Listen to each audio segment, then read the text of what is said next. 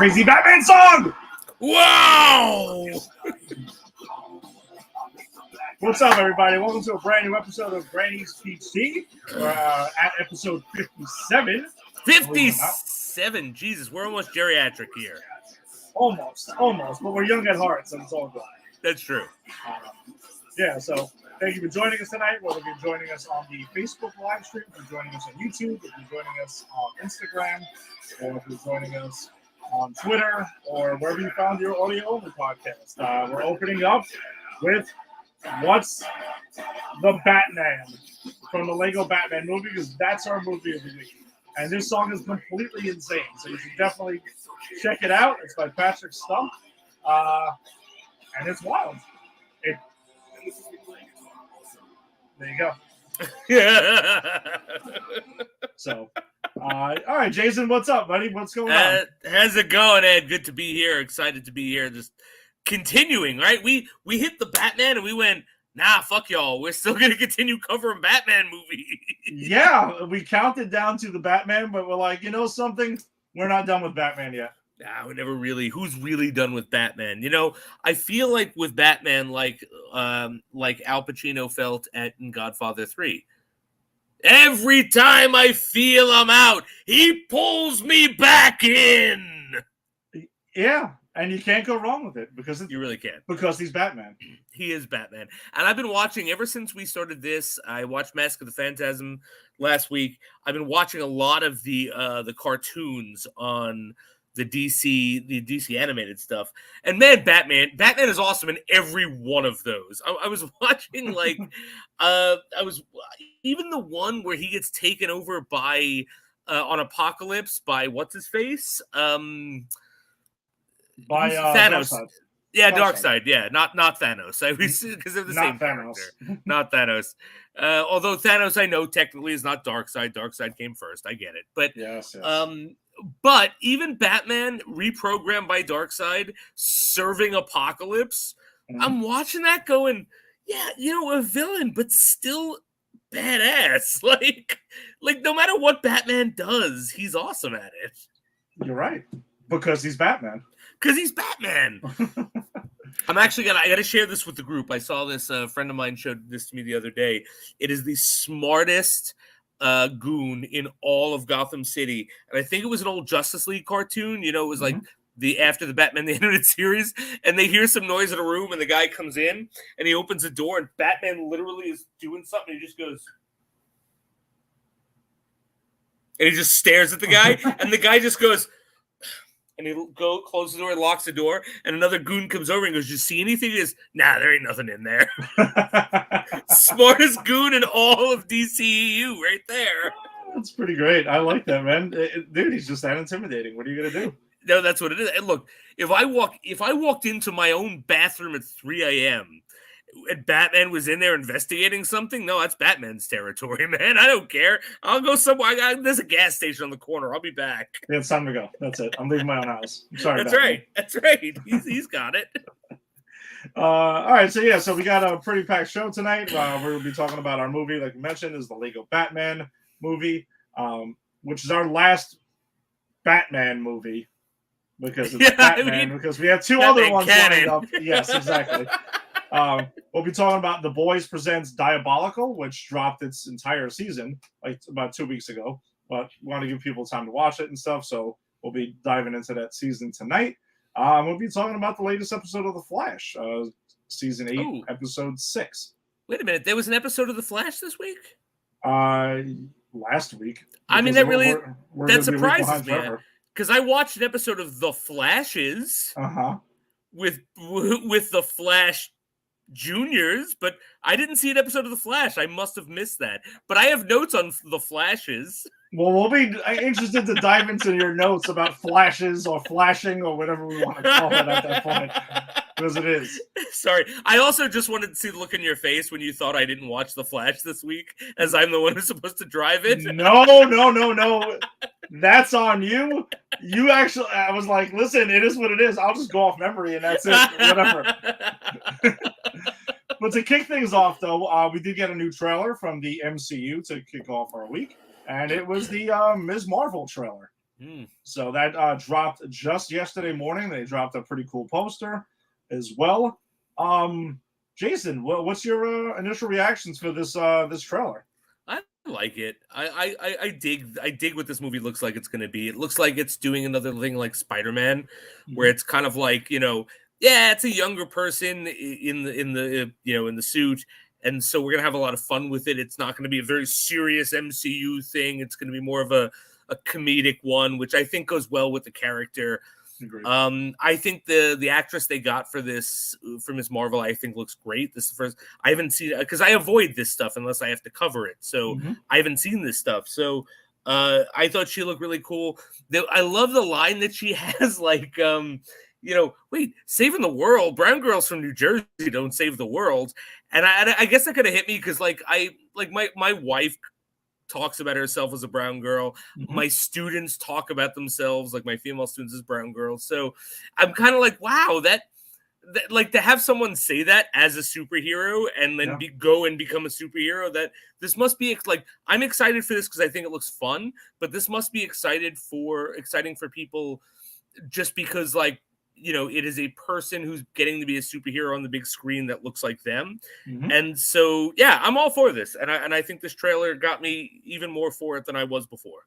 Yeah, I was pretty excited about this too because I was expecting something kind of like what we got, and it's very like John Hughes type Right, as well. right. We'll get that, and that's how a lot of people have described Spider-Man: Homecoming Which as I well. dig. So yeah, I dig it too because what we always talk about here with the MCU is that they give you something fresh, like different genres within the superhero or comic book movie genre, and this is just another addition to this. This Right. trailer feels like nothing else that the MCU has given us before, even though we are saying that Spider-Man was compared to Yeah, John Hughes, but this feels drastically different, and especially because of what it looks like. And I'm curious to know how much of that we're going to see in the show because we get like captions and bubbles and right. like things like that. Which from what I'm not going to act like I've read a bunch of Ms. Marvel comics. No, I've read none, to be No, honest. Yeah. I've read some stories with her in it, but there was none of this in that. But I think in her own solo series,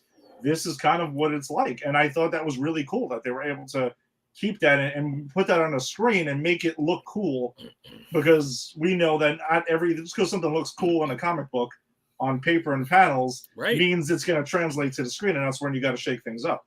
Right, and I think that's the whole gist of the 2000s comic book movies, right? Mm-hmm. Like let's see what's going to look good. Wow, this looks stupid. Okay, let's put the X-Men in all black. Yeah. You know what I mean? Now we're at a point where the X-Men in their uniforms can look cool, so we can push boundaries. And I agree with you. I think, like I said, I compared this to Spider-Man only because it felt like something the MCU hadn't given us. That Mm-hmm. I guess the closest thing I could compare it to is Spider-Man. But Yeah, agreed. I don't think it feels like Spider-Man. I don't think this is a No. Spider-Man ripoff. I just think it is as unique as I found the Spider-Man movies when the first one first Mm-hmm. came out. So that's what I meant by that. I want to clarify because I think this is, love it or hate it, I think this is going to be a really unique experience. And I think that's what Marvel's been giving us on TV, right? Like, love it or hate it, but WandaVision was a unique experience. Mm-hmm. Loki Agreed. was a unique experience. Yeah. I'd even say Hawkeye was a unique experience just because of certain, web building they did. So, Well, so I think, yeah, this will be good, I think. I mean, but again, when has Marvel steered us wrong? Like in the last 10 years, like one can say Thor 2 The Dark World, but how long ago was that? it was a while ago, and that's why we always have our hashtag on our Facebook thing in Marvel We Trust, Right. because just pretty much meaning you've earned we have the equity, so we'll trust. If you want to give us something different, we'll jump on board. We'll give it a shot and see where it's at. Right. And I also actually do think recently I was making the case with I think DC is getting to that level. At least I mean I know I'm more forgiving on a lot of the stuff that they've brought us, but they're on a pretty good run too. And what we want to see is we want to see the MCU and the DCU both on great runs because shit, I want to go see good movies. We like this stuff, so we want it all to be good. Why not? 100%, man. I've been watching, as I said, I've been watching these cartoons and that the DC puts out, and I wish that they could be as consistent when their movies, and it's different. It's a different animal. I can't beat DC up because they do great cartoon movies and they struggle with their. It's ridiculous, but like. I don't know. Like I was watching something as I was telling you with like on Apocalypse and Boom Tubes and all this stuff. And I'm not a DC guy. I'm a Batman guy who likes DC stuff in conjunction with Batman. But I was watching some stuff going, wow, even when Batman's not here, this lore is cool. I kind of wish that I could, and I guess I'm too old to go back and start reading DC from the beginning, you know. I mean, I wouldn't do that with Marvel either if I didn't have this nostalgia for it. But getting to see this, and this is what I want from the movies. I want to see stuff in the movies where I go, wow, like I've got to go read that comic. Yeah, you know, so you can make a comparison yourself, right? And to be honest, that's what the MCU did for me. The MCU, I was not reading comics for years. And I remember watching Iron Man, and I went and read some early 60s Iron Man after that because I wanted to see the genesis of it. So, you know, that's what I want the DCU to do for me. Make me want to go back. Yeah, no, I agree. But yeah, with Miss Marvel, though, we're going to be getting something totally different. It looks, I'm just really curious to know if that's how the look of the show is going to be. I hope it is. I hope it is, because it would be drastically different, and I think it would work spectacularly. I think another thing I thought is interesting, and it was brought up on our Facebook page, actually. I think it may have been earlier today or yesterday, actually, by one of our members of the Facebook group. And he pointed this out, and it didn't jump out to me right away, is we're both Star Wars guys also, but Obi-Wan Kenobi is on May 25th. And then this is only 2 weeks later. So they're going to be running side by side, unless the idea that I had thrown out there was unless they're going to drop 2 episodes of Obi-Wan Kenobi at one time and maybe speed things up. Right. But they're going to be at the same time, which the more I thought about it, I don't think it's going to be a problem because we get to watch 2 cool shows that day or the next 2 days or whatever it is. I mean, the more the merrier. I don't see it as a problem. I mean, I might see it as a bit of a problem if 2 things we were covering on this show and it was dropping the morning that we did the show and I've got to work and then figure out how to watch those 2 episodes. Then I'd have a bit of a problem with it, but we're not doing that. And the fact is, like, I mean, take your time with it. Like, you don't have to watch it that morning. Like, watch it whenever you want. But 2 episodes, like, I didn't boycott the WB when Buffy the Vampire Slayer was on just because they showed other shows I watched. Yeah, exactly. If it was 2 shows we were covering, then we'd be like, we better move off of that day because it's not going to be realistic to do that. So, all right, but we're super excited for Miss Marvel. The trailer looked great. Also like the music, "Blinded by the Light" by The Weeknd. I thought it was really cool, and I kind of got you excited. So, looking forward to seeing some more of that on June 8th. I love that Ms. Marvel, and I only know her from that Avengers game that I played for the PlayStation 4. That because she's the main character, she's the protagonist of that. Okay, and she's really cool. But like I only got to know her through that, and the fact that like she's just a fangirl. Yeah, of Captain Marvel. Right, of Captain Marvel, and I love that. Like, what a great superhero for our generation, because let's face it, if any one of us got superpowers, we would just be fanboys or fangirls. Like, I would, like, if you gave me superpowers, I'd be trying to be Batman. As terrible as it would be. You know what I mean? I would completely be fanboy out to Batman. So I think it's cool that she gets to actually do that as a superhero. It's awesome. Well, that's a different take, than a different thing that they're bringing to the MCU, right? That we haven't seen it before. Because I mean, the closest thing maybe Kate Bishop was fangirling out with Clint Barton, but not exactly to this extent. Yeah, not to the extent. Like Kate Bishop, she had a big affinity for him because she sees him as as the real savior of what happened in New York because of her experiences seeing him, and she became a great archer and she wanted to be like him. But I think like Ms. Marvel is literally like, I would do anything to be Captain Marvel. You know, like I think if Kate Bishop never met Hawkeye, she'd be an awesome archer who maybe have done other things, but like not have been influenced by Hawkeye after that.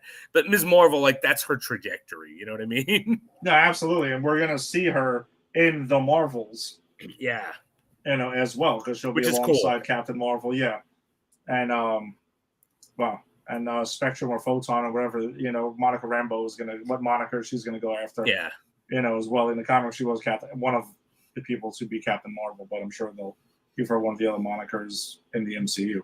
All right, so then it pretty much takes us to our only CW show of the week, and that's The Flash, season 8, episode 6. Jason, are we having APB out for Barry Allen? I do, because I don't know where he is. Because to call this an episode of The Flash would be fraudulent, which is why I said I didn't watch an episode of The Flash. I watched an episode of The Flash Is. Okay. His children, Barry Allen and Nora Allen. And don't get me wrong, I like Nora Allen a lot. I like that actress. I liked her in the 5th season. She's charming. The guy who plays Bart Allen is grown on me, and this is an interesting episode. So the whole thing is like they've gone back to see their parents renew their vows, and now they come back to their time frame, and whoopsie, they have changed the time frame. Wow, we got to fix that because their Uncle Jay is alive, and he's supposed to be dead. Yeah. Exactly. And he's brought back to life, and but my whole thing is like, wait, so the stakes of this episode is your future timeline that I, as an audience member, are not invested in is at stake? Why do I care? That's a fair point. That's a very fair point. So because the whole thing is like, well, okay, we've saved Uncle Jay, but he doesn't marry Aunt Joan or whatever her name was. He marries someone else, and we have to go back and we have to reset the timeline so he marries the right person. It's like, I don't even know who these people are. I don't care. Well, you know who Jay Garrick is, though. I know who Jay Garrick is, and by the way, looking really good. He's looking svelte. I think the actor lost some weight. I actually really do dig that actor a lot, and always great when he's around. Don't get me wrong. Yeah. But it's the thing is, like, I care about Jay Garrick in the present time, but if he's dead in the future, I still don't care, because you know who was dead in the future up until last season? Barry Allen. That's true. The whole fucking point of The Flash was that Barry Allen was going to die at a certain point. And so we all knew Barry Allen was going to die. So it's like, no one who dies in the future, I don't care. And it's not because I don't care about them. It's because that's not the show I'm watching. I'm not watching Future Flash. I'm not watching The Flash Is. But anyway, we do see a Booster Gold reference, so that was kind of cool. I was digging that too. And there's also another Legends reference about the fixed point, because they mention that this whole thing becomes a fixed point. Yes, they do. Yeah, they do mention that. Which, I mean, and if you're gonna go deep into the Legends, then give me Legends as an episode. You know what I mean? Give me something. Well, I mean, but you don't think it's cool, at least, or smart to if you just introduce the concept of a fixed point, then for consistency, because this is a shared universe. Okay, and this is also a show that deals with time travel. Yes, I do, except I think it should have been introduced then with the Flash at the helm of the episode. Okay. Because then with the Flash at the helm of the episode, I don't need the fucking Legends. It's called The Flash. I'm watching The Flash. Thing is, this is called The Flash, and I'm not watching The Flash. I'm watching The Flash's kids dick around and try to save the timeline. And again, there's all this stuff in the timeline that I'm not familiar with because I'm not watching the future Flash. I'm watching the Flash that's being put on this channel now. And so I get really iffy about this time travel logic. So they go back to stop Joe from being shot on the day that he met his wife. And it's like, but wait a minute, how does any of this been affected in the first 5 minutes of this episode? Like, and that's the thing. I'm not sure why this episode exists. Like, the kids come and they watch their parents have this great ceremony, which they know about, where they renew their vows. And then all of a sudden, everything in the future's changed, and they have to go back to like several different points in the past to fix it. And it just doesn't make sense to me. Yeah, and then we see, Officer Thawne, who we haven't seen in a while, Which who ended up sacrificing himself. That was kind of cool, but that was not cool to great. see him. Yeah, I mean, but again, what's he doing there except going, "What are you kids doing here?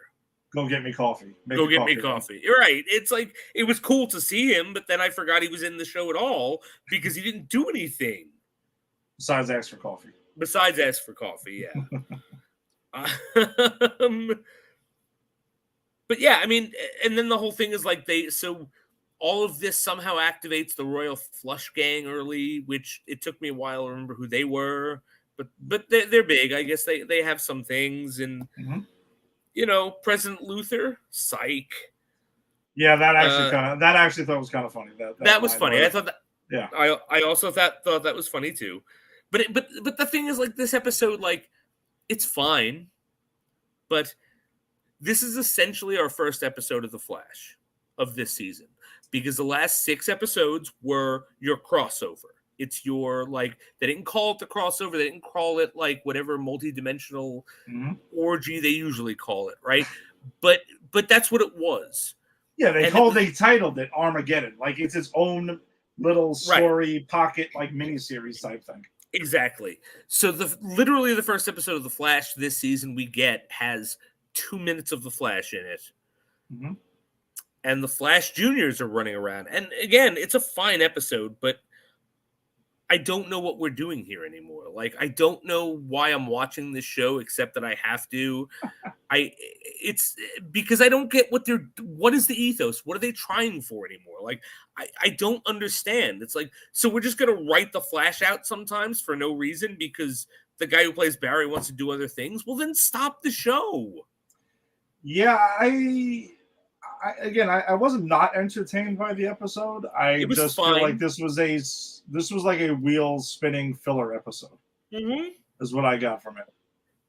Right, that's it, and that's my point. Is if you are starting your 8th or 9th season, whenever we're in with the Flash, with a wheel spinning filler episode where your star, the titular Flash, isn't even in it, then maybe we need to reevaluate what we're doing here. I agree. And I saw something where I think it was one of the producers or maybe the head writers or something like that was saying that this season is supposed to end in a way that would be satisfying for the series to end.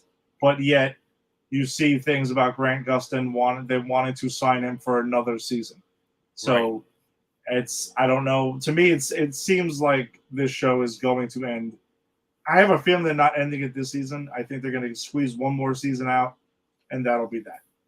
And it's so sad, like, because I really liked this show. I really like earlier incarnations. I talked about it, and it's like watching this show at this point. It's just like, what are we doing here? It's not. What are we doing here? This used to be great. Why are we killing something? Why are we torturing something we all loved? And honestly, sadly enough, I think this is where I was at when watching Arrow at one point. Yeah, no, and I agree. Once it got to the later seasons, I felt the same way because I really adored the first 2 to 3 seasons. Definitely the first 2. Oh, but maybe the third season. Yeah, the Deathstroke season, which was season 2. The first season of Arrow was phenomenal. But yeah, then eventually it started getting kind of murky and stuff like that. And yeah. I don't know. Listen, whether it's this season or next season, whatever the last season of The Flash is, I'm praying and hoping that they rebound and end strong, not like Supergirl did. Please don't. Just don't do that. No, I mean, that would be torture. Find us a villain, a balls to the wall villain you didn't have the nerve to do before, but you're in your last season, and go crazy with it. Have fun with it. That's what I'm hoping. Give us a joy to end this show on, because there's been no joy here for about 2 seasons at least. Yeah, I mean, we were okay with the Armageddon stuff. I think we were. That was entertaining, but not still not to that level yet. Still not to that level, but also not the same, because that had, like, we had all the CW stars. We had Black Lightning show up. We had all of our favorites showed up. So of course we're all going to enjoy that. But like, it's a different writing a really good 6 episode arc as opposed to a 22 episode arc. And the Flash has shown itself to be pretty good at writing these short arcs, but they've been losing the longer arcs lately. That's my issue with it. No, you're and I'm with you. I'm 100% lockstep with you, man. All right. So talking about going crazy with things and like really like having fun or whatever it is, I'm really curious to see what you thought. The Boys presents Diabolical. So for those who may not know, Amazon Prime, they have The Boys, which is a fantastic show, super R-rated, crazy comic book show on Amazon Prime. They have 2 seasons in. Season 3, we found out, will be dropping June. Is it? It's June 3rd or June 8th or something like that. Yeah. I thought it was going to be dropping last year. Yeah, well, it is dropping around when Miss Marvel is. Yeah, so we'll be getting a whole bunch of stuff at once, which is cool. But then they decided to go with this animated like spin-off. So they have 8 episodes, each episode ranging anywhere between 11 and 13, 14 minutes, I want to say. Yeah, so pretty short watch. Yeah. And it was interesting because they brought in a lot of random writers to come in. Aisha really Tyler, yep. Aquafina. Like, I feel they just kind of went to like their friends in Hollywood. It's like, listen, this show's off the wall. You love this show. You're a fan of it. Hey, listen, write a 10-minute thing. Go crazy with it, and we're just going to get somebody to animate it, and let's go with it. I guess overall thoughts on the season before we dive into like each episode, because I have like little notes on each one because they're so short. They're very short. They're very short. I kind of really dug the fact that they got different writers and stuff like different concepts from everybody, because the episodes, for the most part, are different. But I feel like the first couple of episodes were a little redundant, where it was like Vought is doing some messed up stuff with somebody, and then that person has to get back at Vought. People explode, heads get cut off, shit gets really wild, and that was it. But then it like started to like morph into something a little bit more. And my favorite episode was the last one. Mine the too. Homelander first mission, pretty much. For sure. That was the coolest one, I thought. That was the best one. I felt this show really worked best when it was connected to the show. Agreed. Like, I liked the Homelander episode because it gave me insight into characters like Homelander and whoever, I forget the guy's name, Black Noir. Black Noir, yeah. Black Noir. Like, it gave me insight into them and his first mission. I thought that was cool. I really liked the episode where you actually got to see what's his face show up. Yeah. The poop episode, the Aquafina poop episode. No, not the poop episode. No, not the Deep shows up. That we'll talk about that episode. But the episode where what's his face? I forget the guy's name, but the leader of the boys, like, oh, you cunt. Oh, Butcher. Thank you, Billy Butcher. Yeah. I can do his voice. I can't remember his name. It's a terrible thing. But the episode where they push the drug dealer into spiking one of their drugs, I thought that was an excellent episode. Like, my favorite episodes were the ones that connected to the show. The others, they were okay. Like, it was hit or miss. Like, and the Aquafina one, to be honest with you, I love Aquafina, and I actually think the Deep is hysterical, but I don't know. I didn't need to see someone, like, creating an army of shit in the sewer. Like, I don't know. There were just some things, like, they went for it, and I appreciate it. I just didn't need to see it. Yeah, I think that's the episode I have some mixed feelings on. Because I was just like, did we go too off the wall with this one, maybe? Right. And that's a lot saying for this show, because the show itself, The Boys, is crazy, but I feel like there's just more of a point to all of it. Like, it's more of I think that's. I'm sorry. That's a good way to put it, because I felt watching this, like, I thought to myself, well, it's a show with cartoon violence as a cartoon, so I shouldn't have a problem with it. But I was thinking, what's the point? And I think that you hit on it. Like, there was cartoon violence in The Boys, but they have a point. They're making social commentary. They're making commentary. There's a whole thing, bigger thing. And I think in some of these episodes, some of these cartoons, it's just violence for the sake of violence. There kind of is no, or we're in this world for the sake of being in this world. We're not really making a point. Yeah, I felt like that about a couple of the episodes for sure. And some of them were. That's the thing. It is very, very hit or miss. I mean, I think if you're a fan of The Boys, Yeah, I would recommend checking it out. But like, worth a watch. It's not going to take much of your time. no, that's the thing because it's so short. Like, whatever. Why not? Go ahead and check it out. You're not going to lose much time. Right. With that. Yeah, and actually, let's go ahead and drop in some comments. Actually, our recent guests, Izzy, dropping by to say Izzy, what's up. Izzy, what's up, going Izzy? on? Thanks for checking us out. And a YouTube comment, The Boys of Garth and his satire on comics. No, yeah, we're fully aware of what Garth Ennis actually wrote a couple of these episodes that we're referring to. And we'll get into it with what it is. It is a totally hyper-violent satire that has social commentary all over it, and we love it. But I just think that if you watch these episodes, there are some episodes that are literally just, let's just go with the craziest shit we can possibly imagine with not really going anywhere with it. Right. Like that first episode, which I thought what I was about to say. Perfect segue to jump into. That first episode it's interesting, and you know, I like Warner Brothers cartoons. I think anyone my age, our age, does, because it's a nostalgia thing. We grew up with it. And so, you know, and watching this was kind of like watching the Animaniacs. Remember the Animaniacs when we were younger? I felt like it was very inspired by Animaniacs or like Tiny Toons type thing. For sure. And I liked it was like, okay, so this is a Voight guy, and he is got this whole conflict of wanting to adopt this child who's going to be terminated.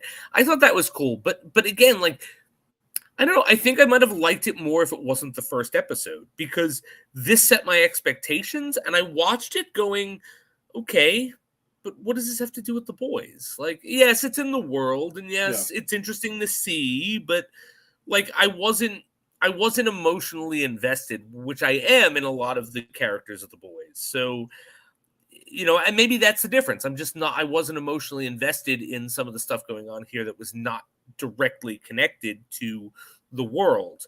So the first one I thought was interesting, but ultimately I found myself thinking, what's the point? Yeah, I think so. The first episode has zero dialogue in it.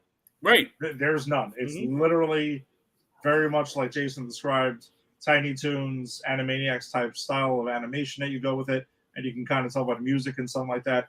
Yeah, and it's a doctor at Vought who is pretty much, you know, finds out he's supposed to be doing experiments on this one child who has laser eyes and can't get her to sort of fire away and hit the target and stuff like that. And once she can't do that, they're going to kill her, because that's what Vought does, because they're a bunch of scumbags. And that gets really hammered home in this series throughout. And then he kind of like wants to adopt her and feels bad, like they're going to kill her.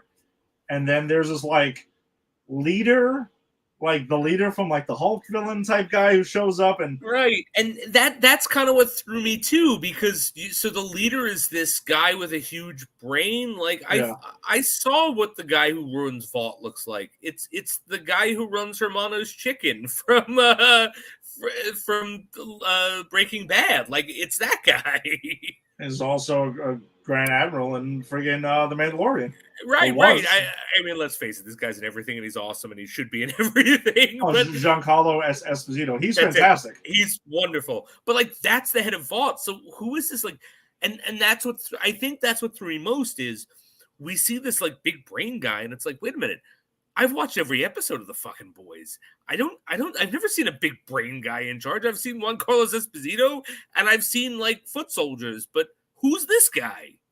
Yeah, and he's got like these roided up Vought security guards with him, and then they find out that the laser eyes can be activated by having her sneeze by accident and kind of just like starts shooting everything. She slaughters a lot of people, getting cut in half constantly and stuff. They escape Vought. The brain guy chases her down on a roof and stuff, and she cuts his head in half, and he tries to put his brain back in his head, and eventually dies. Weird. I did love, my favorite part of this particular one was when she learns to control it.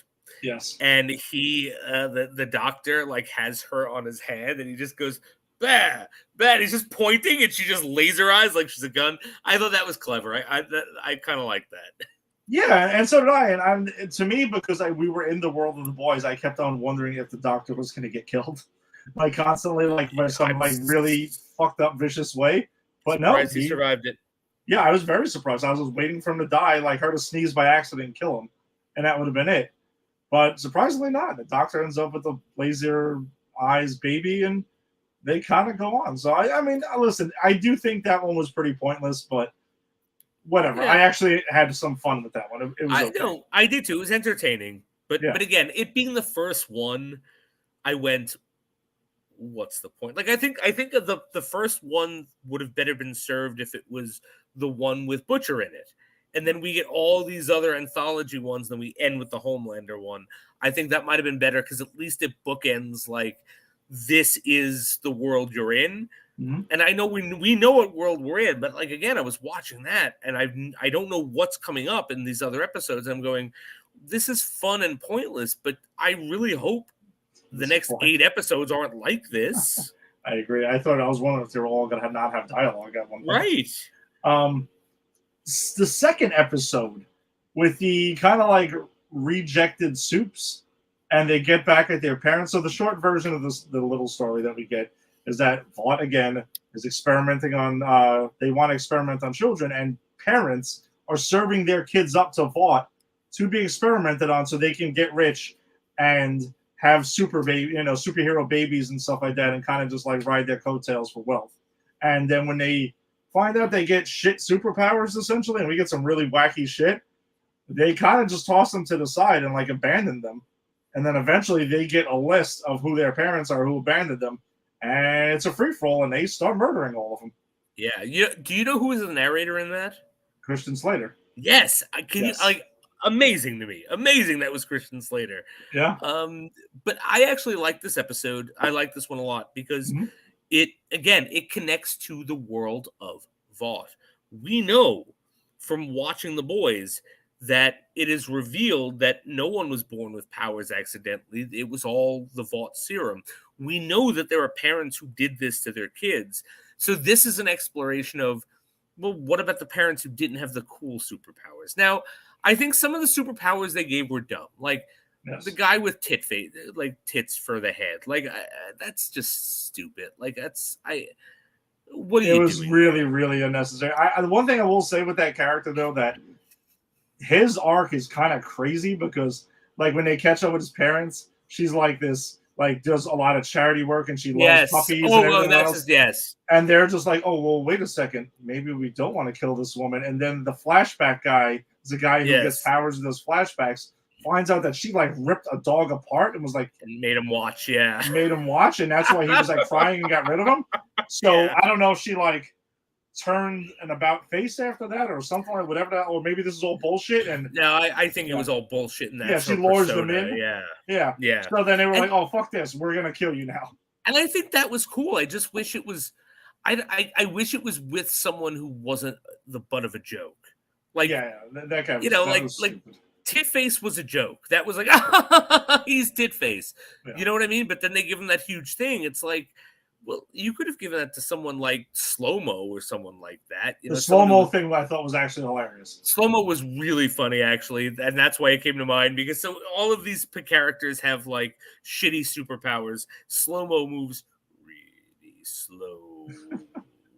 And when he eventually gets to his father, right? It's father he strangles. Yeah. He gets his hands around it. He's like, well, you're moving so slow. You're never going to do anything. Well, now you're closing it in. And like he's narrating as he lets him strangle him. It's funny. Like I think that episode is better than it's not. I just think it could have been better. Although I love Ghost Girl. Like Ghost Girl's awesome. Yeah, the Ghost Girl and Homelander shows up at one point and is briefly in it, which was not voiced by Anthony Starr, which I thought that was kind of weird that he voices him at one point and not in the other. Yeah, it's true. He's in some legal shit, so maybe there's something going on there. I wonder if he's like Homelander in real life, where he's like, oh, what? I get 3 lines in this? Fuck you, I'm going to voice that. You get someone else to voice that. Yeah, so the wacky superpowers one I thought was an interesting episode, and that was kind of cool. And then the next one, so I guess the first couple of episodes, let me correct that, I thought were kind of cool. And before we get to like, once it goes way off the rails, then I kind of was out or just not as great. So the third episode is when Butcher shows up. And his whole thing is that he's trying to get this guy called the Grand Beyond, who's apparently like a drug addict and stuff, and does these drug suit parties and stuff like that. Which, by the way, somebody in that party, I don't know if you noticed, there was like a bootleg Groot that was there, where somebody takes like his No, I branch, didn't. they take a branch and they roll up a joint. Yes, I did see that. Yes, I did. Yes, I did. Yeah. So they slipped that in there. And then, so pretty much Butcher's like, listen, he finds the pusher and he's like, you're going to go ahead and spike this guy's thing, because he was taking random chicks up into like space, having sex with them until they like pretty much into the like atmosphere and was killing them. Yes, and that was part of why he did it, because he enjoyed having sex with them as they died in the atmosphere. Like, this is my favorite episode. Like, well, no, the last one's my favorite, but this is a close one because, again, this feels like it is a truncated cartoon episode of The Boys. Yeah, and that's kind of what I wanted out of this. Like, I'm watching this and I see like what happens with this guy, and I'm like, yeah, no, this is cool because this is what would have happened in the episode, except I get to see it a bit more crazy because it's a cartoon. Yeah. And I actually kind of missed Carl Urban as Billy Butcher. I thought he would have voiced it, because he's usually all in on stuff, but I guess he was busy or whatever. Yeah. Yeah, that was my only critique of that episode. Otherwise, I think, the first three are pretty strong episodes. The more Voight connected ones are better. The next episode I thought was interesting. That's the one where the guy gets the cream from Vought and he puts it on his face and everything, and he turns into like different things. I would have liked it better if the ending was different. Yeah, I liked where it was going for a while, because I figured it was going on like, fame and vanity and how people become like assholes and stuff like that. And so I kind of was cool and got the message with it. I thought it was good, but then I thought they dragged it out a little bit too much past it. And then the ending was just goofy. The ending was stupid. Oh, none of it ever happened. He just died. Like, like his head explodes and stuff because he puts too much. Right. I thought that was stupid. Like, I actually did enjoy the like whole exploration of, I like your freckles. I kind of wanted her to say to him, I've always liked your nose. Like, I kind of wanted to see that back and forth.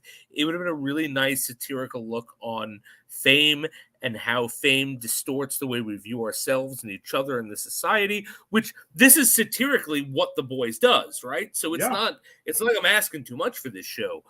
I like the fact that when she finds out he's using it, she's not pissed like, you lied to me. It's more like, no, I've always wanted to be a cat. And she just becomes a cat. And hey, that's cool, right? I actually really would have dug this episode a lot if it didn't end with, no, this was all just a bleak fever dream before you died. Because it almost ends with some hope. Where they're out, like they go through, they're strung out and they're famous and they're no longer famous because they can't get their cream. No one cares about them anymore. And they go literally back to the lives they had before. And they just try to rekindle things and maybe have a take on things without the cream. And I would have liked that episode because there would have been some hope in it, but it was just so fucking bleak that you just snap cut to his head explodes and like everything you just watched didn't exist. And I always hate that. I always hate everything you just watched didn't exist. So why did I watch it? You should have just given me 5 seconds of him, the cream, his head exploding, and let me go on my way. Why did I watch and get emotionally invested into something that did not happen? So it was like, what is it, that show, St. Elsewhere, where they found that it was like all a dream or something like that? Or something? Yes, exactly. Or I was thinking Wishmaster, right? I wish this movie never happened. And it didn't, God. Except we paid our money and we spent our time. Oh my God. Although I do kind of like, I do actually like everything up to Wishmaster before that. Oh man, Wishmaster. I remember seeing that in the Ridgewood Theater with Burr. I remember you're the one who gave me your initial grievance about that. You saw it before I did. Yes. And you were so pissed at that. Like, this movie never happened. I just watched something that didn't happen. It didn't take place. That's the realm. It just makes no fucking sense. That's how I feel about this episode. Yeah.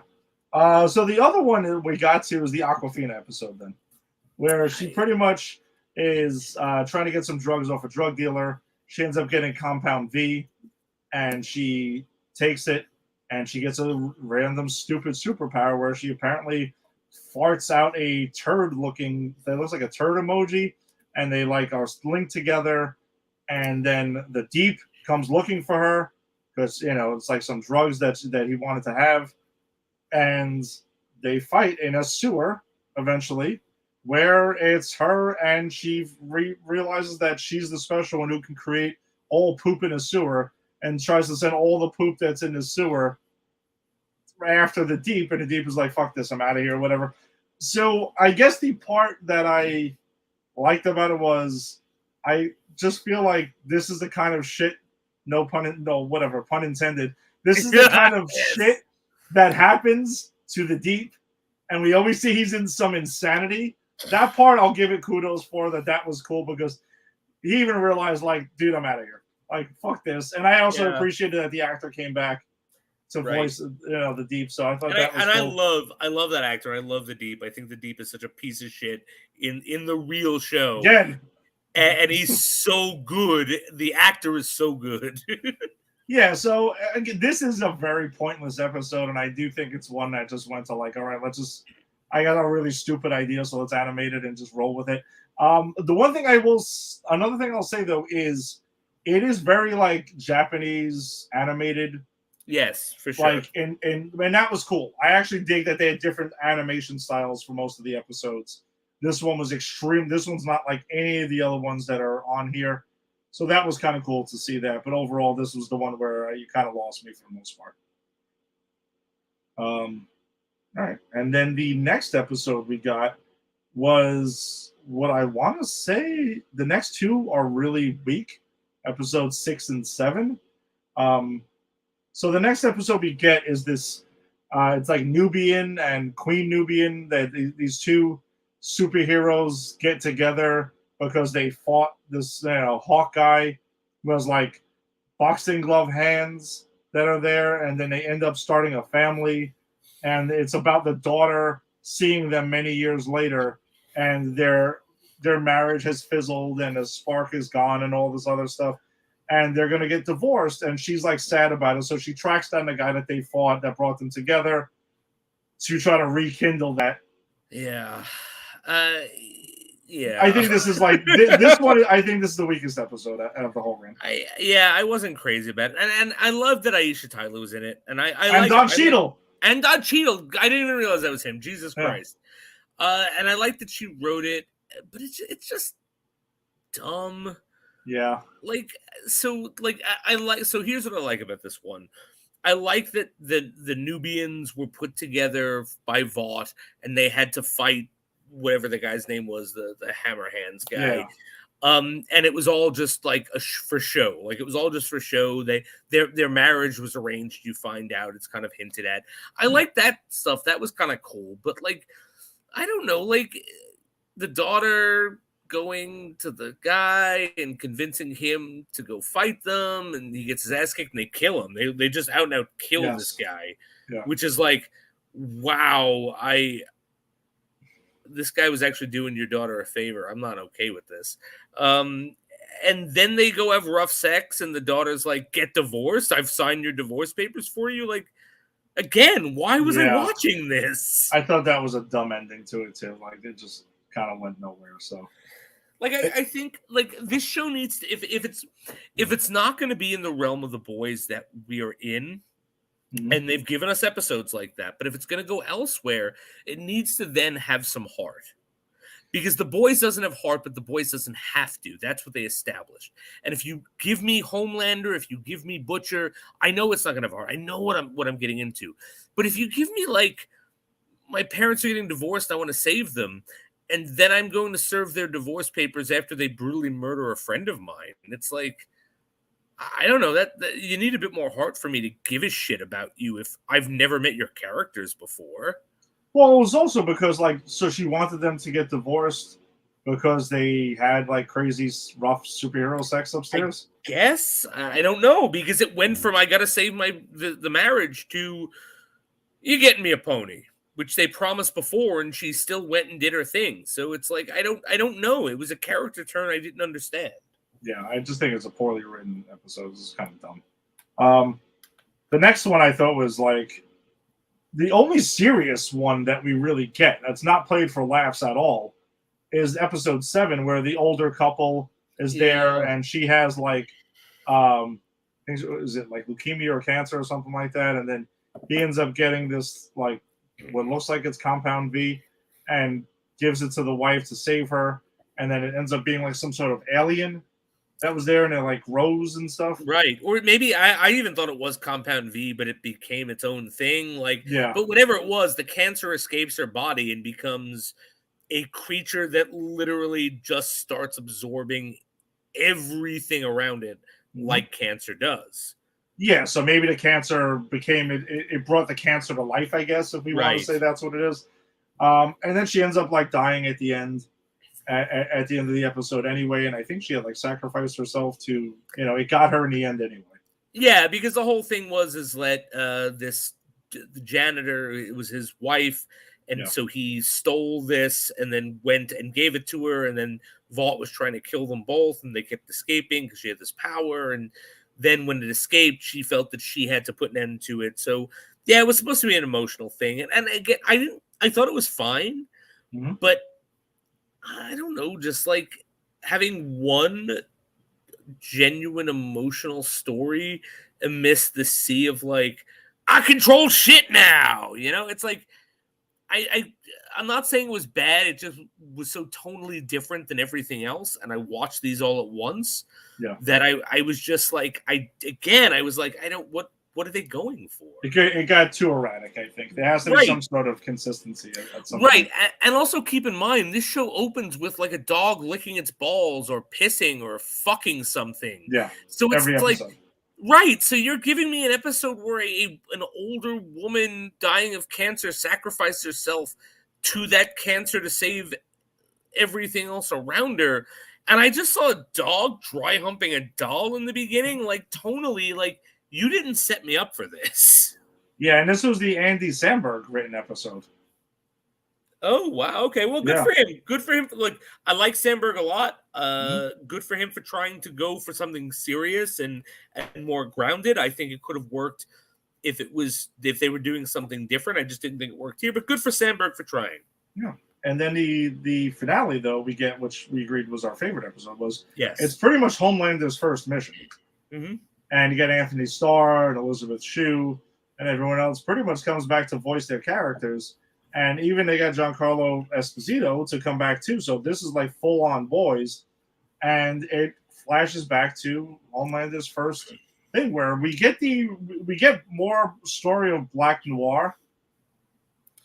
We see him a lot. The running gag in the show is that he's just there in random times and just randomly pops up. And I think it's hilarious on the show. Yeah. Because it's like he's just there. Says nothing. Kind of does some stuff here and there, but otherwise he's just there. But now we find out that in the early days, when it picks up, when it's Homelander's The Homelander at the time, and they drop which I love that because that's a Facebook thing, right? Yes, just don't be the Homelander. Drop be Homelander. It's like that's like that scene from Facebook. I loved it. And we also get what was our Elizabeth Shue's character, Madeline? Is it Madeline Swan or I don't remember her name. Sorry. Well, she goes in and she's there because in the show she's dead. Spoiler alert if you didn't watch the first 2 seasons.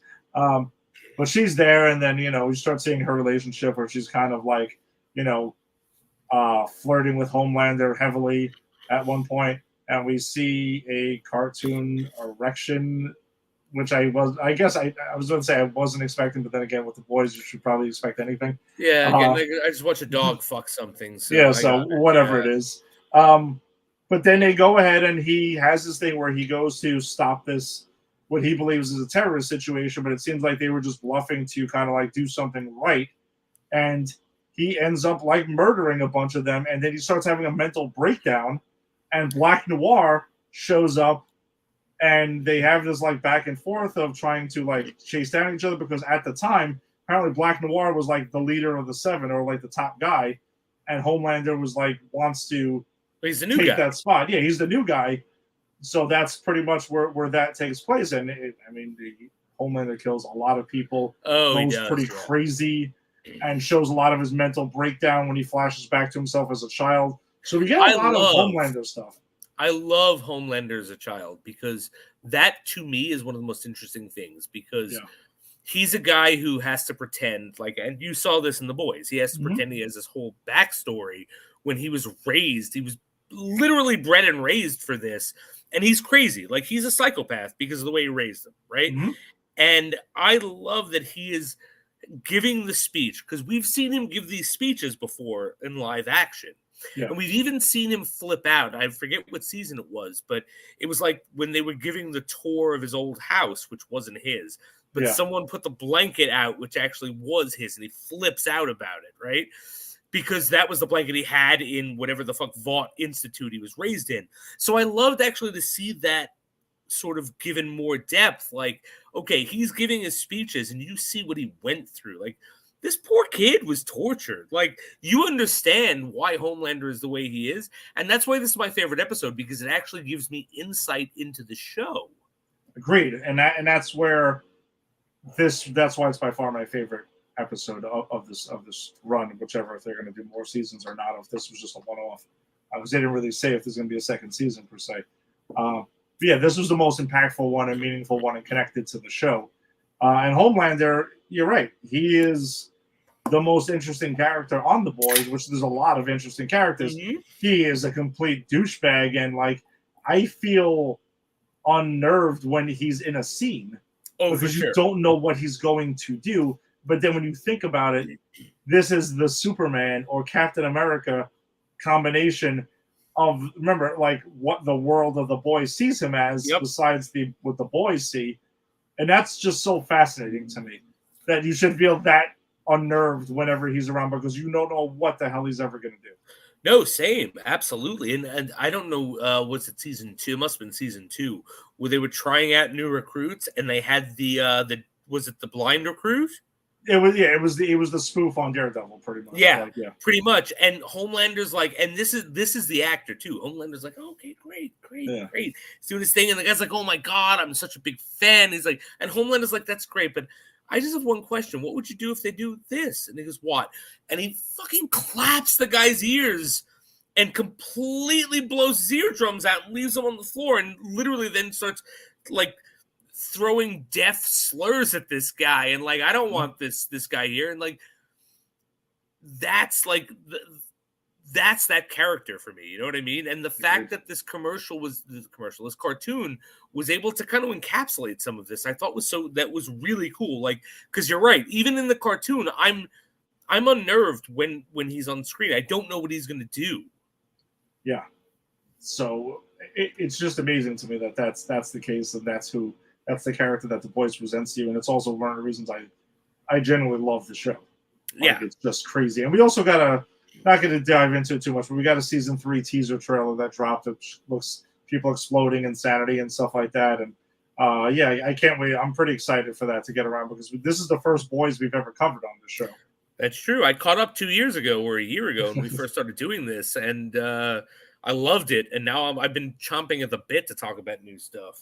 Yeah, so we'll get season 3, and that'll be the next time we talk about it. But if you're a fan of The Boys, though, I would probably give Diabolical a watch, a quick run through, see what you think of it.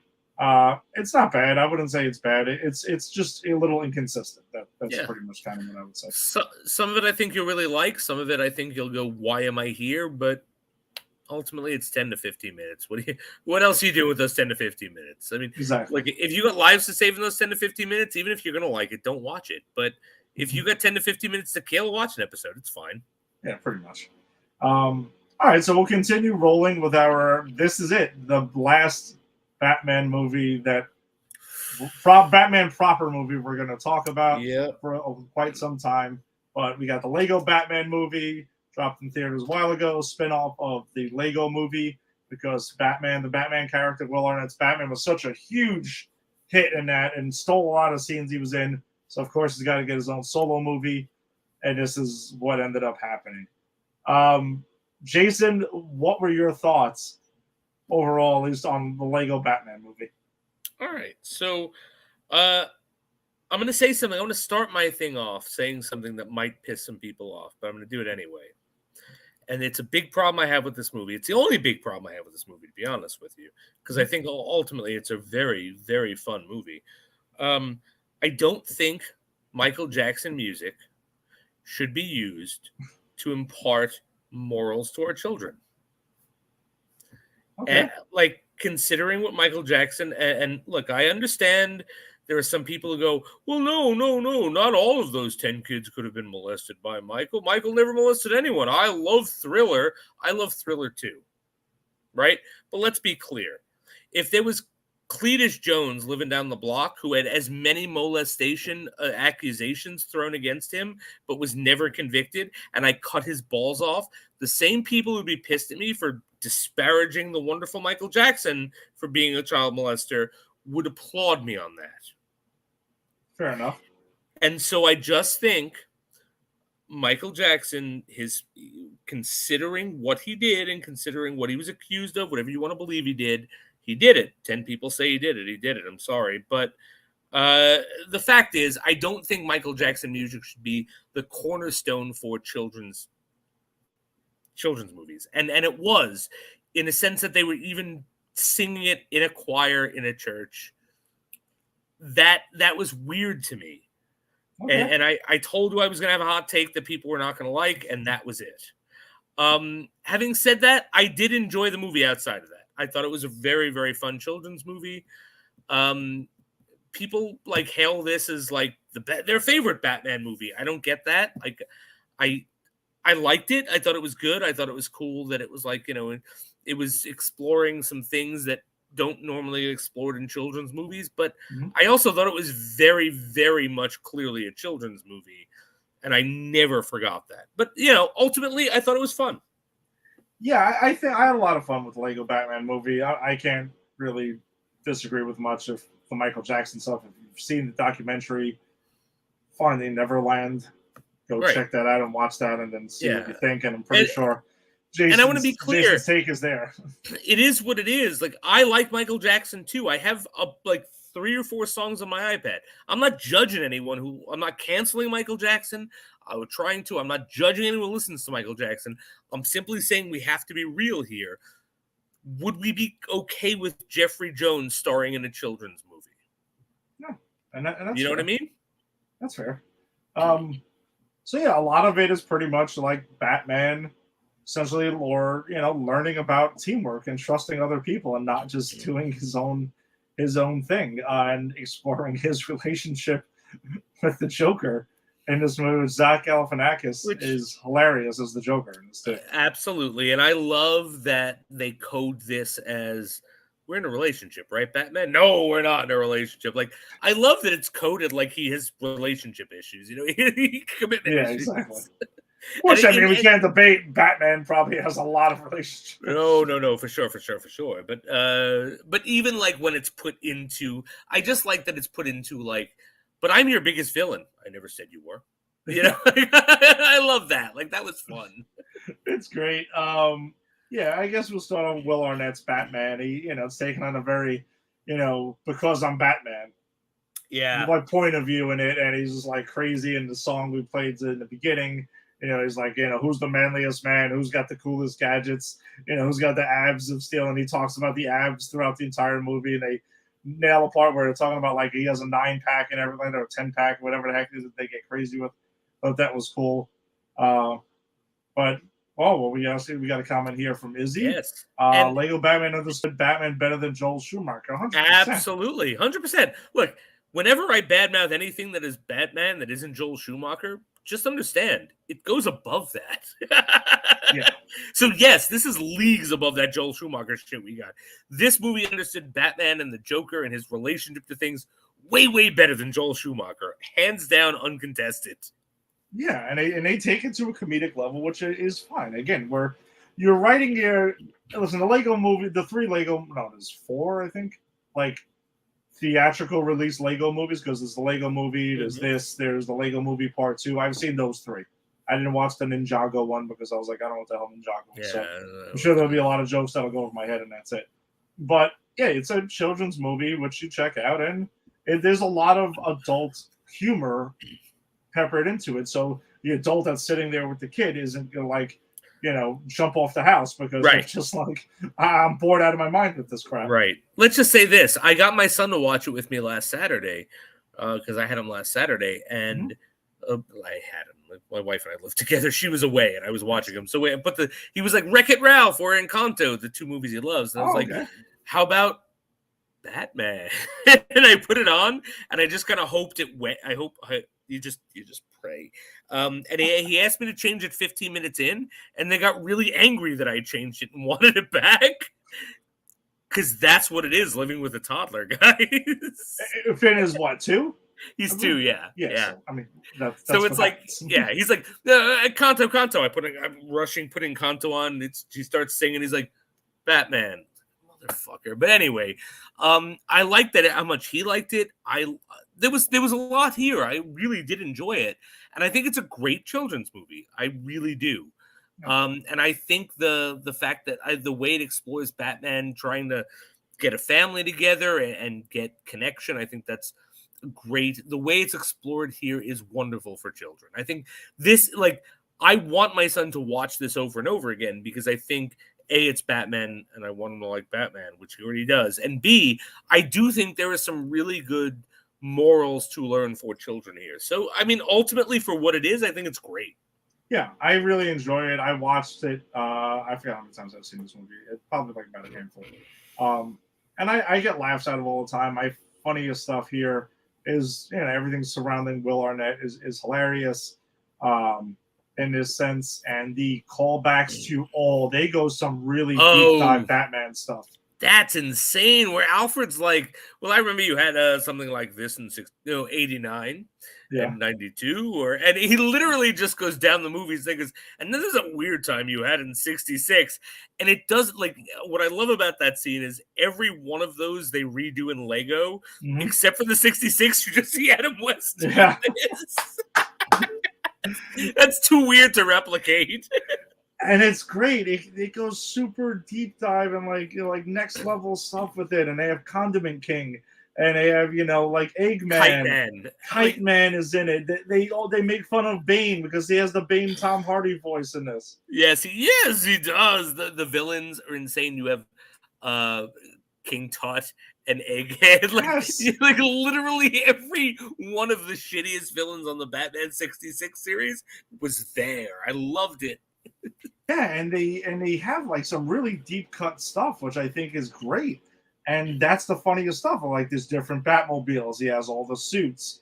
They reference times in it because this is produced by Lord and Philip Lord and Miller, and they did the Spider-Man Into the Spider-Verse as well. Mm-hmm. And they when they do their stuff, they do it. They go do their homework. They do the 21 Jump Street movie and the 22 Jump Street movie, which have you seen those? I've seen 21 Jump Street. I thought it was really good. I haven't seen 22 yet. You should absolutely see 22 Jump Street, dude, because that is arguably funnier than 21. Okay. And I love the first one. Okay. And that's a movie that me and Angie went into with zero expectation. I thought it was going to be horrible. But then I didn't know what it was. That is self-referential jokes in it, and I adore both of those movies. I know that first one I thought was super funny, because I also know that show, so it's like they gave so many jokes to the show, and also I'm sure as a sequel, because it was so super referential, I'm sure they had a lot of jokes about being a sequel. Yes, and it keeps on going. And with Lego Batman, the cast is bananas. Yeah, that we get here. You got Will Arnett as Batman and Bruce Wayne. You get Dick Grayson is Michael Cera from Superbad, which which I recognized him right away. Mm-hmm. I recognized him right away, but it was cool that he was in this. Zach Galifianakis is the Joker. Rosario Dawson is Batgirl and Barbara Gordon, which she was great in this. I thought. Yeah, she was really good. She's always good in whatever the heck she does. She's awesome.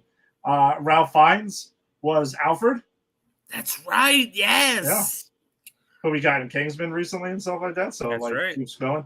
And speaking of the Jump Street movies, though, Channing Tatum was Clark Kent, Superman in this movie, because we do get a scene.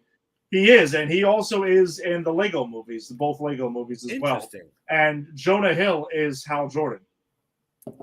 Green Lantern in Okay. this. I love that in this universe, the Justice League are just like, funny comics who are friends. Yeah, pretty much. Yeah. But did you catch Billy D. Williams as Two-Face? I didn't actually. I saw that AZ just posted Uh-huh. something. I did not catch that. Yeah, That's Billy D. phenomenal. I'm so happy about that. Yeah, he's in this as Two-Face. And then we get Adam Devine, who was the Flash, who's Barry Allen in this. We get to see that. Conan O'Brien is the Riddler. That was cool. Yeah, I did see that. That was cool. Yeah. And I think the big shocker was, because now we have the Batman, is Zoe Kravitz is Catwoman in this. Yeah, well, I did see that this, like, I saw when the Batman came out that there were some things saying like this is the second time she played Catwoman. So and hey, she's fantastic in this as she is in the Batman. Yeah, so not her first turn as it. Yeah, and then what gets really crazy, we were talking about this before we started the show, is, dude, they fight fucking, and the good thing Ralph Fiennes was doing voice acting in this, because they fight Voldemort. It's crazy who they fight. You're right. They fight Sauron. Like, and they don't. It's not just that. Like, so the Joker's whole plan. This, and I'm giving it to the Joker here. I think this is of a Joker plan in this universe, because he literally goes, the Batman's not going to commit to me being his big bad, so I'm going to go to prison willfully and make him so obsessed with me, he's going to send me the Phantom Zone, where I can then tap every other thing that Disney owns and have all of the Disney-owned bad guys. Warner Brothers. I'm sorry, Warner Brothers, not Disney. Yeah. All the Warner Brothers-owned bad guys come out with me, which is what he does. He goes to the Phantom Zone, and you literally see Sauron. And Sauron isn't just like, hey, I'm Sauron. Sauron is literally like, hey, Sauron, where's the Batcave? And Sauron's like, well, it's under Bruce Manor. Like, it's crazy, like, the actual role some of these things play. Like, they're not just there for shits and giggles. Like, they actually are part of the plot. There's Voldemort. I think there's Godzilla, right? And King Kong is in this as well. There's the winged monkeys from the Wizard of Oz. Yeah, dude. If this was aimed at a slightly higher demographic, Warner Brothers also owns, at this time at least, the Nightmare on Elm Street franchise and the Friday the 13th franchise. So they could have really went there if they wanted to. If it was a slightly higher, yeah, they could have really went crazy with this. Did they not? Not that they didn't go crazy, huh? Do they not own that stuff anymore? So Warner Brothers owns the rights to Nightmare on Elm Street because they own New Line Cinema. Okay. They bought them eventually. But then the rights for Friday the 13th are all over the place right now. The original creator put a claim to it. It's all. That's why we haven't had a Friday the 13th movie in forever. All right. Well, small favors. Oh, okay. No. I don't think any of those movies should be remade. It's not that I hate Friday the 13th. I actually love Friday the 13th. Mm-hmm. I just don't think those movies should be continued to be remade and rebooted. Like, they are what they are. Like, we've all seen the new Friday the 13th, where he was a hellbilly tunneling under the camp. It sucked. Like, I'm gonna say, I know we're way off the thing. Wait, were you a fan of that movie? I like it. Wow! All right. The short version, before we go completely off the rails, because we're talking about a kids' movie, and we're talking about Friday the 13th. Yeah, we got way off here. It's my fault. No, that's fine. The short version is, I kind of dig it if it had to be rebooted, because remember the last time we saw Jason, he was fighting Freddy, which I still adore that movie. I wish they would have followed up on it. Yeah. But if you had to reboot Friday the 13th on its own, I'm good with that, because it was kind of like a mishmash of like the first three Friday the 13th, and we kind of skipped past the. I don't want a reboot of the mother going around and being the killer in an entire movie. So I just like the fact that it was done in the credits, kind of like what they did with the Incredible Hulk. I agree. I can tie it to somehow. I agree. I like that they got rid of the first three movies in the opening credits. That's your cold open. Yeah. But I'm gonna just talk about something you said, is like, if it had to be rebooted. Yeah. The fact is, it doesn't. So you would have just made a sequel. I wanted a sequel for Freddy versus Jason. That's what I really would want. Well, here's the thing. If you're going to do it, then yes, do a sequel to Freddy versus Jason. Yeah. Don't just reboot these properties because who cares? I was fine with it. I thought he looked cool. I was good with it. It's fun. All right, but let me ask you a question. Out of all of the Friday the 13th movies that you undoubtedly own on Blu-ray, as I do, where if you had to say where you would watch that movie, like you wake up one morning and you go, man, I feel like watching 3 Friday the 13th movies. Is that in your top 3? Oh man, does Freddy versus Jason count in this? It does for sure. Any movie that is Jason, it counts. All right, now this could be because of my Freddy bias, but my first pick would be Freddy versus Jason. Okay. Then I would probably say Jason Lives. Okay. The 6th one. Ooh. You want to know something? I think it might be number 3. What? All right. You know what? No. Hold on. I'm going to say maybe because I know you haven't. You adore Jason X. I know you do. And but Jason X is not a Jason movie. Jason X is a bonkers, batshit, like, I don't know, VR experience without the VR. Like, it's not a real movie. It's just crazy. Yeah. I will say this though. I'm a huge Freddy fan. I know you know that, and Michael Myers is like my 1A, very close. Over the years, Michael Myers has definitely closed the gap. Jason's my number 3. He always has been. Like, I still like them, but I know what I'm signing up for in a Jason movie. I don't really care about the story. I'm just going to go see him slaughter a bunch of teens at a camp, and I don't really care much about the story unless you're telling me it's on a boat to Vancouver. And then we start getting into that is when you start making me crazy. Yeah, exactly. Well, I guess my whole thing with that was, like, if I wanted to watch Jason, I could watch it in a lot of other movies before that. That's my whole thing. No, but that is fair. That's fair, and I can see that. You want to know something? I might pick Part 7 over the new one. So you are right. It's not my top 3 because I like the new A New Blood. That's wacky with the daughter with the powers and.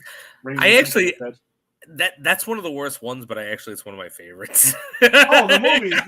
It depends on what you. But again, if I'm going to see Jason's murder people, I don't care what the story is. Jason Lives is awesome. But like the one we're talking about with the chick, right? Is that Jason Lives, the one with the girl with the telekinetic powers? Yeah. Like it's Jason versus X-Men. Yeah, pretty much. Like versus Jean Grey. We literally could cover this on Granny's Peach Tea and not feel guilty about anything. That's fair. We tied it back in. We didn't tie it back into the Lego Batman movie, but no, but you know what would have made this movie better? Lego Jason Voorhees. Let's go off of that. How awesome! I would have wanted to see Lego Freddy Krueger and Lego Jason and have Batman fight them. I mean, I actually would. This is like the greatest thing ever. Do you think? All right, let's answer this question now. Okay. Batman versus Jason Voorhees. Who wins in your opinion? Oh, Batman! Come on. Okay. Batman versus Michael Myers. Who wins? It's Batman. Batman versus Freddy Krueger. Who wins? Batman will find a way. Let's jump in some of these comments. How crazy this has gone. Our boss, Steve Faraci, dude, what's up? What's going on? Thanks for dropping by. And well done, 6 degrees of something like that. Freddy to Lego Batman. That's right. Hey, like we're talking about Batman versus Freddy right now. Yeah, it's gotten crazy. But yes, Batman would defeat Freddy Krueger for sure. I agree, and by the way, I'm thinking on starting a TikTok where I just tell you how Batman could defeat everyone, like everyone, like no matter who you throw at me. If you say God, I'll tell you how Batman defeats God. But this is how Batman defeats Freddy Krueger, because Batman sleeps and Freddy Krueger tries to get in his dreams. But you know what? Batman controls his dreams. Yes, he has that kind of self-control. That's right. He has such self-control that Batman puts Freddy Krueger in a cage in the Batcave in his dream and keeps him there forever. And every now and then he goes back to sleep and goes, Freddy Krueger, go fuck yourself, I'm Batman. That's it.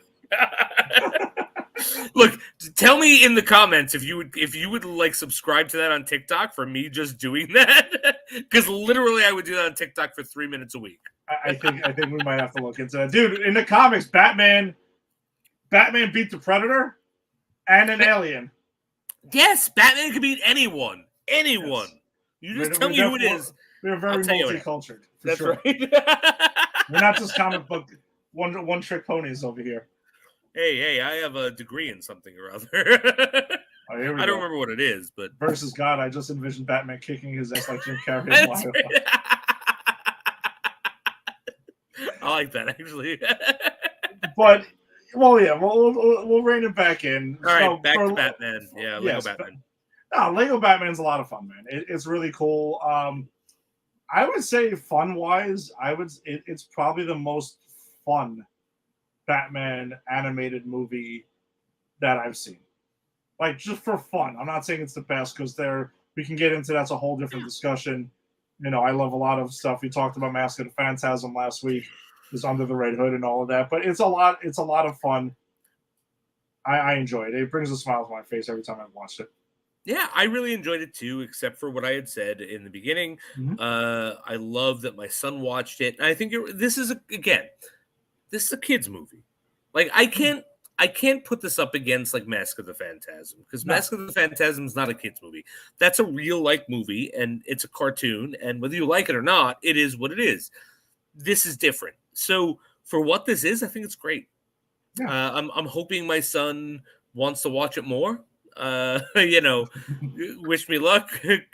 Cross your fingers, because I've tried since then. I have off with him tomorrow. He's off tomorrow. So I'm like, gonna try some more Batman. I'll let you guys know how that goes. But yeah, no, this was great. I enjoyed it. You gotta watch out, because if he starts liking this movie, you might have to watch this movie every day for like the next month. Dude, I've watched Encanto 3 times a day for a month. It's okay. I've got to. Here's the thing. This is what I have learned growing up in a family that argues and yells a lot, and like literally always has something going on. And I'm someone who just really needs to be in my own space sometimes. Is I can shut the world out. So like, I was sitting on the couch yesterday with my wife, and Encanto or Wreck-It Ralph, I don't remember which one, was going on for like the second or third time of the day. And our son walked away. And my wife's like, I got to shut this off. And I went, oh, was something on? Because I literally can shut something out like where I don't even notice it. I said for years, if I was a member of like the X-Men or something, my mutant ability would be to ignore people. Yeah, right. Ignore things. Exactly. I can ignore a lot of shit. My mutant ability would be to be literally oblivious to anything that isn't affecting me right in the moment. Like, it's like, oh, Encanto for the 4th time? What? What's Encanto? I've never seen that. Yeah. All right, so that pretty much wraps it up for Lego Batman movie. And if you got some horror movie talk out of us too, who knows? Maybe there'll be a Pop Culture Pros show down the line when we talk about horror movies. Hey, I would be up for it. Yeah, thanks for joining us tonight. As always, always appreciate it. If you like what you heard here, you can go ahead, if you're joining us on Facebook, check out Pop Culture Pros, join the group, like the page, do it all. Go to Granny's Peach Tea. Go ahead, like our group, join our group, join the daily conversation, because we share a bunch of stories and stuff that don't make the show, because otherwise these shows would be 9 hours long every week. And we can't do that. So go ahead and check that out. It's a lot of fun. Catching us on YouTube, go ahead, click subscribe to Pop Culture Pros, and join in, check out all the shows we got. Twitter, follow us, Pop Culture Pros again. Instagram, wherever you found your podcast, subscribe, whether it's on Apple iTunes or Spotify, wherever it is. Check it out, all Pop Culture Pros, everything. And the shows that we have on Pop Culture Pros is not just Granny's Peach Tea, where we cover comic books and stuff. We got Skyliner Reviews is debuting tomorrow. We got a brand new host with Ashley, so you can go ahead and check her out on Skyline Review. She's covering a whole bunch of like cool Disney stuff. Friday night, you got the A to Z show, where Eric and Tim cover everything from agnosticism to zoonostrism. Well done, sir. Thank Well you. done, sir. Thank you. And I want to point out that I don't look these up. I come up with these on my own. If I can't come up with an A to Z on my own, I don't write it down. So this is all pure fishetic. Kudos, sir. Kudos. Sunday night, Sunday late afternoon. It's 4:00. The return of the Empire 161 show. Yes. I'll be back with Lisa. We'll be talking about Yankees baseball in the offseason and the end of the MLB lockout and baseball overall. So come check us out if you want to check out some baseball talk. If you're a New York Mets fan, you can check out the Put It in the Book show with Faraci and Rodriguez and Keith. They go ahead and they cover the New York Mets. It's baseball season's gearing up, so we got those shows back. Monday night, we got Double O Deep Dive for you guys and gals who are James Bond fans. We had a little bit of a false start for some idiot over here. Not going to mention any names. Tried to find If Looks Could Kill on YouTube and realized that in 1991 that there were two If Looks Could Kill movies that came out in the same year. Boggles my mind. How did two movies of that? Wow. Okay. All right. Two movies of that title. Who the hell knows? It was a TV movie. I'm watching it. I'm like, what the hell is this? There's no Richard Grieco in this. Yes. I'm like, what is going on here? It was like the actor who played, you're familiar with Major League 2. Guy who played Jack Parkman is in it. He's played some other crap too. But I'm like, who the hell? What is going on here? So, we'll be trying to rectify that. Jason, we're gonna more on what's going on with Double O Deep Dive. So Double O Deep Dive. We took a break this Monday, but next Monday we're going to be talking about Richard Grieco's If Looks Could Kill, which I really do believe is is akin to James Bond Jr. We're also going to be ranking not just our Timothy Dalton stuff because he's only got two movies, guys, but we're going to be doing mid-franchise ranking where everything is, and so please join us. We're gonna get there on Monday. Ed, do I have to send you that movie? Do I have to We'll talk. We'll talk when we're off all air. Right. But we'll have to. We got to work something out because I don't think I can find it. Okay, that's fine. I know how to do it then. That's cool. But that's Monday. Come join us. Yeah, come check us out for that. Tuesdays, if you're into the wrestling, you can go ahead and check out Eric and Tim on the Just Too Sweet show where they cover wrestling. They have a pretty nice Scott Hall tribute. Rest in peace, Scott Hall, who unfortunately passed away. One of my all-time favorite wrestlers. I've been out of wrestling fandom for a while, but Scott Hall was one of my all-time favorites, so that was kind of pretty bummed out to see that happen. Yeah, I haven't been a wrestling person since the 90s or 2000s, but I remember Razor Ramon, not even NWO Scott, but Razor Ramon. I remember the Razor's Edge. Yes, all of that. That was a big thing. Yeah, so even I was not a wrestling guy anymore. I was like, wow, that sucks. Yeah, I admittedly was kind of bummed out about that day. That was pretty sad. But the guys got a great tribute show up, their last episode, and check them out on Tuesdays as they continue to cover wrestling as well. So, everyone, have a good night. Have a safe week. We'll see you later. We'll be back next Wednesday, with a brand new Granny's Peach Tea. So I almost forgot to plug our own show that we're literally on right now. Duh. So we will be covering an interesting Batman adjacent movie. We're going to be covering Halle Berry's Catwoman next week with Sharon Stone and whoever else is in it. So Halle Berry. No, I know Halle Berry and Sharon Stone are in it, but we'll be checking that out. Who else in that? I don't know. You're right. Who else in that? Dude, I know, Rick, you're joining us, Rick, you son of a bitch. You're the reason we're doing this. You're on the episode next week. Yeah, I kind of figured we had too many good ones in a row, so we got to kind of jump into this, and then we'll be covering Joker the week after that. Yes, I love Joker, but anyway, I have to get through. Look, sometimes one must take pain before they take pleasure. I learned that from Ra's al Ghul. Exactly. Well done. We'll be talking about tonight's Flash, as well as Superman and Lois, and Naomi will be back next week. So we got a full slate, though. So hope to check you out next episode, and peace. Later.